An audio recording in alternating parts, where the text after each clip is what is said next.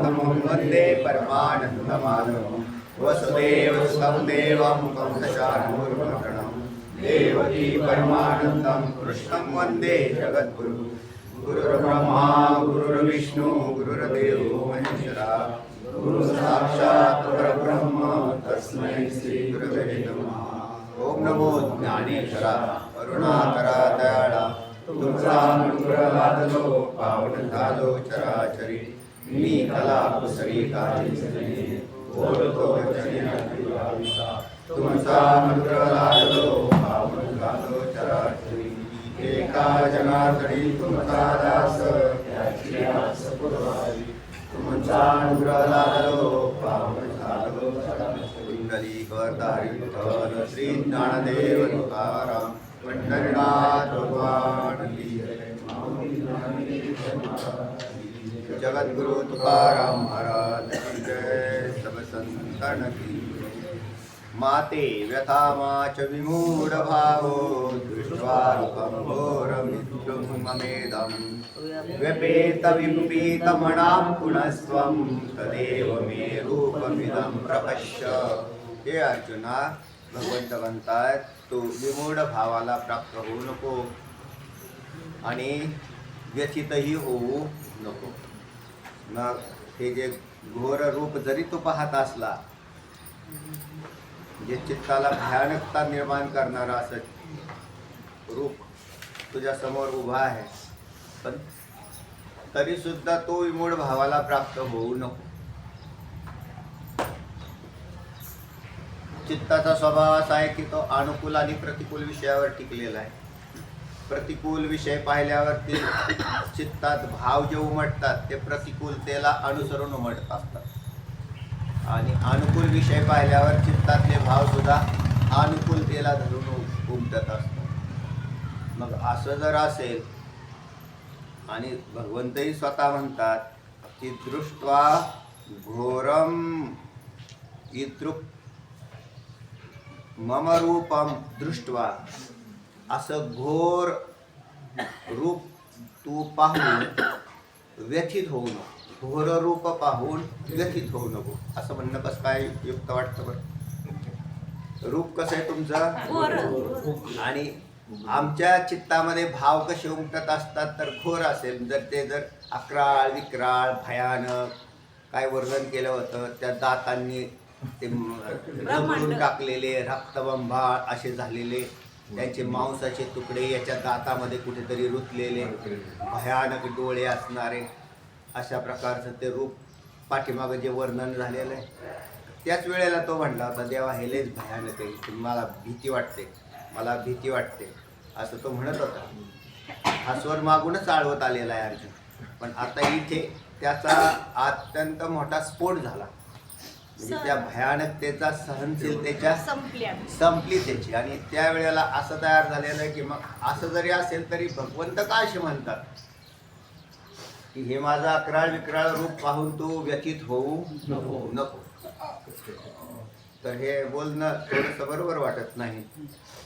तर तर याच्यात असा भाव दडलेला, याच्यात भाव असा दडलेला आहे। भाव तुला विश्वरूप मी का दाखवलं? प्रेमापोटी दाखवलं आणि तुझ्यावर माझी कृपा आहे म्हणूनच दाखवलं। अर्जुनावरती पूर्णतः कृपा होती आणि पूर्ण कृपा असताना सुद्धा मग कृपा असेल तर त्याला माग घाबरण्याचं कारण काय? ज्याच्यावर कृपा आहे ना त्याच्यामध्ये कुठेतरी हा पुन्हा मोहग्रस्त झालेला दिसतो आणि मोहग्रस्त मनुष्यच घाबरत असतो, विवेक नाश पावलेला असतो। अविवेक आहे त्यावेळेलाच भीती संभवनी आहे आणि अविवेक आहे तिथे मोह संभवनी आहे। आणि मोह आला भीती आली, म्हणजे मोह आला की भीती आली, मग तिथं कृपेचं विस्मरण झालं। या भगवंताने माझ्यावर काही कृपा केली म्हणून हे विश्वरूप दाखवत आहे। लक्षात आलं? म्हणा भगवंताने दाखवलेलं हे जे विश्वरूप आहे, तर हे विश्वरूप दाखवल्यानंतर हे भगवंत असे का म्हणतात? कारण याच्यामध्ये ही शंका तयार होते की दृष्ट्वा घोर इदृकम रूपम न व्यथितम, तू काय होऊन गा माझं हे पाहून तू व्यथित होऊ नको आणि विमूढही होऊ नको. म्हणजे बुद्धी मूढ होऊ देऊ नको आणि घाबरू बी नको. तर वास्तविकतेला जर धरून पाहिलं आपण तर चित्ताच्या ठिकाणी हे अनुकूल प्रतिकूल भाव हे उत्पन्न होत असतात. पण असे जरी झाले तरी तुझ्यावर माझी कृपा असल्या कारणाने तुझ्या चित्तामध्ये हे भाव उत्पन्न होता कामा नये. आता ज्याच्यावरती कृपा नाही त्याच्या चित्तात जर हे भाव उत्पन्न झाले तर मग काही अडचण नाही. जसे शिष्याच्या शंका राहतात, माझा उद्धार होईल का नाही महाराज, माझा उद्धार होईल का नाही महाराज. तुझ्या कृपा आहे ना, कृपा वाटते का तुला, कृपा वाटत असेल तर उद्धार होईल का नाही हा प्रश्न येतोच कुठं, यांना येतच कुठं तेव्हा.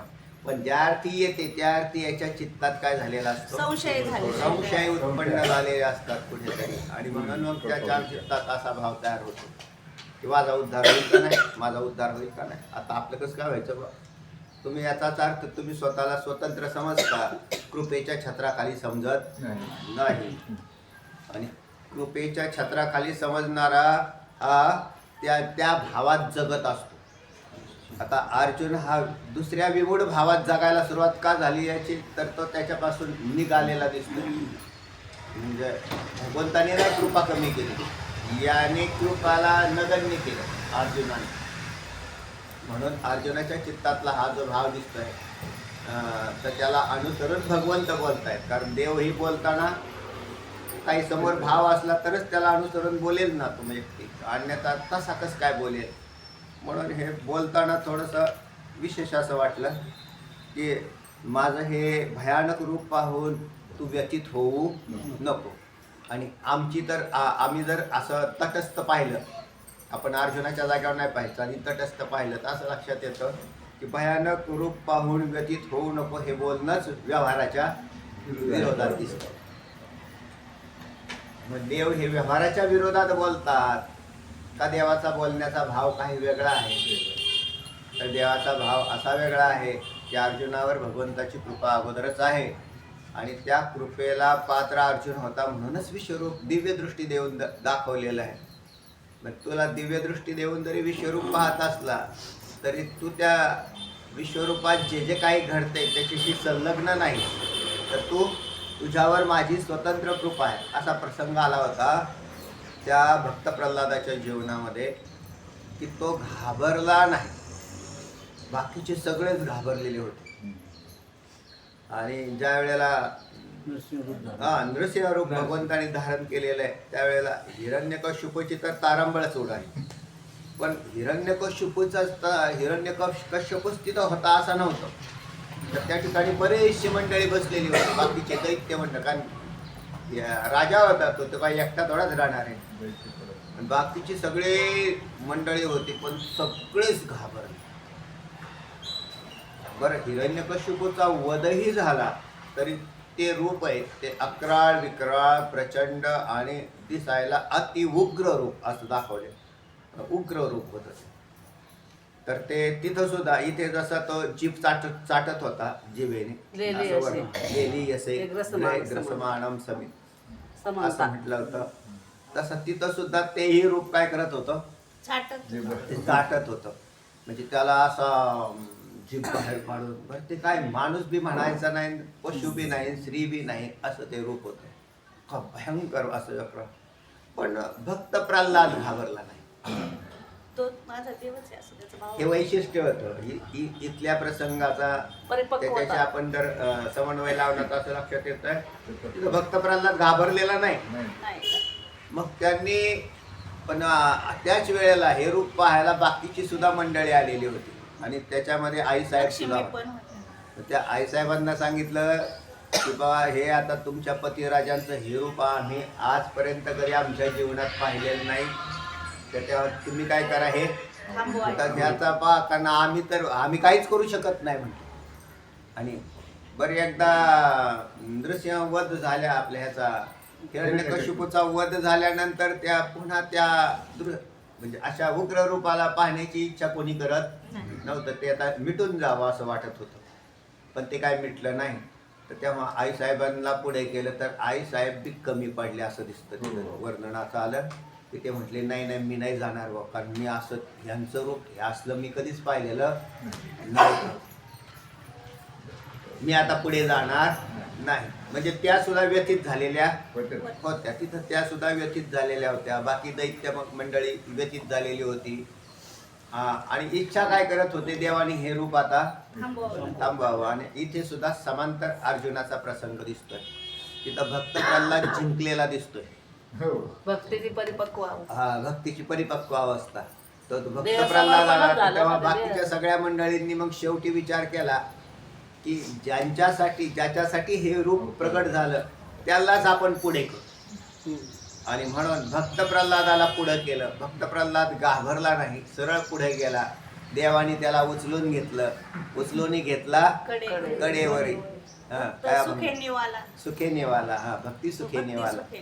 ते देवाने असं उचलून घेतलं त्या भक्त प्रल्हादाला आणि त्यालाही चाटायला सुरुवात केली. चाटण्यात फरक आहे का नाही? बाहेरच्या दैत्यांचा वध करणं तिथं त्याचं चाटणं वेगळं आहे ते, आणि इथे वेगळं आहे. गाई वत्साला चाटते तिचं चाटणं वेगळंच राहतं. तसाच प्रकार होता. आणि मग पण तो व्यथित झाला नाही, हे विशेष होतं. कोणाचं? भक्त प्रल्हादाचं विशेष होतं का नाही? आणि इथे मात्र अर्जुन कमी पडलेला दिसतोय. म्हणजे अर्जुन व्यथित झालेला दिसतोय. याचाच अर्थ तो कृपेपासून दुरावला. देवाने नाही कृपा कमी केली, पण याने कृपेचा स्रोत कुठेतरी रोखून धरलेला दिसतोय.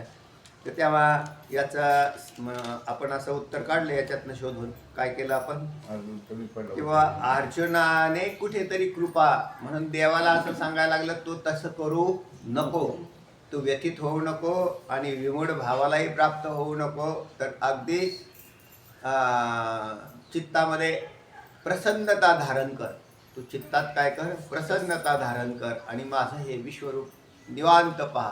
तुला भयभीत होण्याचं कारण नाहीच. विश्वरूपात ऐवजी चतुर्भुज रूपाची मागणी करणं हेच अर्जुनाचं विवेक ढासळण्याचं लक्षण आहे. बरोबर आहे. तर त्या कारण तो ज्याच्यासाठी विश्वभर, आता तो काल तुम्हाला सांगितल्याप्रमाणे हे विश्वरूप पूर्ण पाहून नाही झाले, अजून काहीतरी राहिलेलं आहे त्यातलं. कारण देवाकडूनच ते बंद झालं असतं. जसा हिरण्यकश्यपूचा नाश झाल्यानंतर देवाचं कार्य संपलेलं, तिथलं ते रूप मिटून जाणं ठीक आहे, संभवनीय आहे. कारण कार्य परत्वे तो अवतार झालेला आहे तिथला. पण विश्वरूपाचं हे काम संपलेलं नाही. अजून विश्वरूपात काय काय आहे दडलेलं हे पाहण्याच्या आधीच अर्जुनाने त्याला नकार दिला. तर तेव्हा त्या नकाराला भगवंताने दिलेलं उत्तर आहे कोणतं? की तू व्यथित होऊ नको आणि मूढही होऊ नको, मग तू पाहत राहा, अशा प्रकारचं बजावलेलं आहे. माग अर्जुनाने हाच भाव प्रगट केला होता.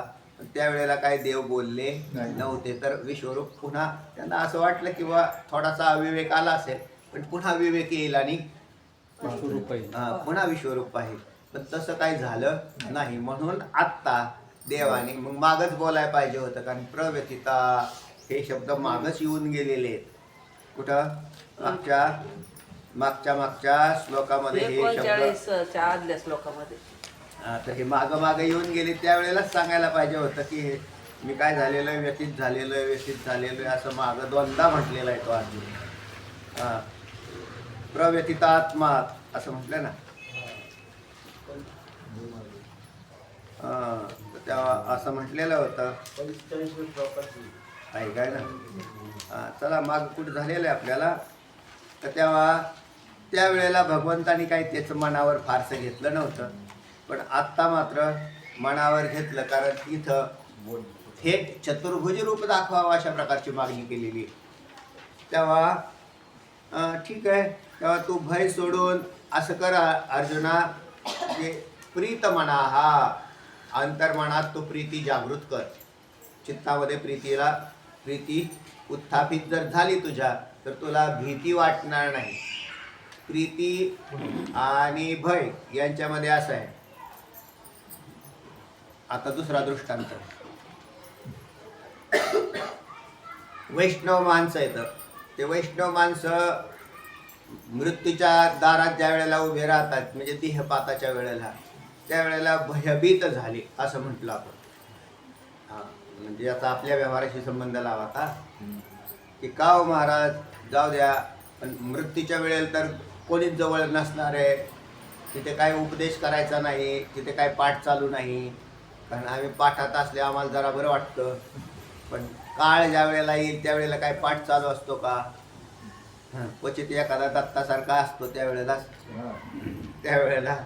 त्याचं काय नशीब असेल त्या पद्धतीने आहे त्याचं.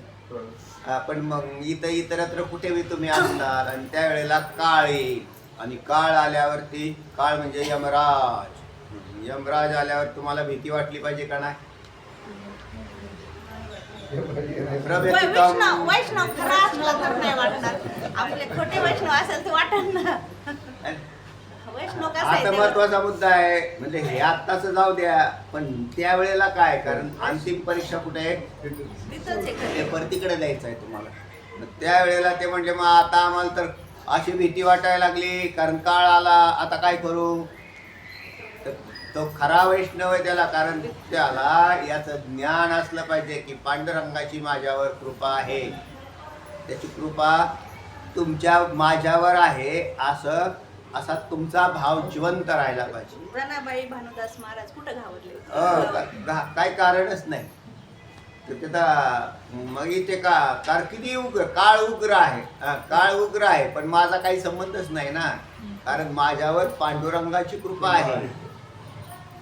म्हणजे भक्तांच्या बाजूने जरी बोललो आपण तरी चला, तत्वज्ञानाचा विषय बाजूला ठेवा, पण माझ्यावर कोणाची कृपा आहे? पांडुरंग पांडुरंगाची कृपा आहे. आहे का माझ्यावर कृपा? आहे. आहेच, असा ठाम निश्चय असला पाहिजे. ते समर्पण भाव आला आला, पांडुरंगाची कृपा माझ्यावर आहेच. मी काय घाबरतो कोणाच्या बापाला?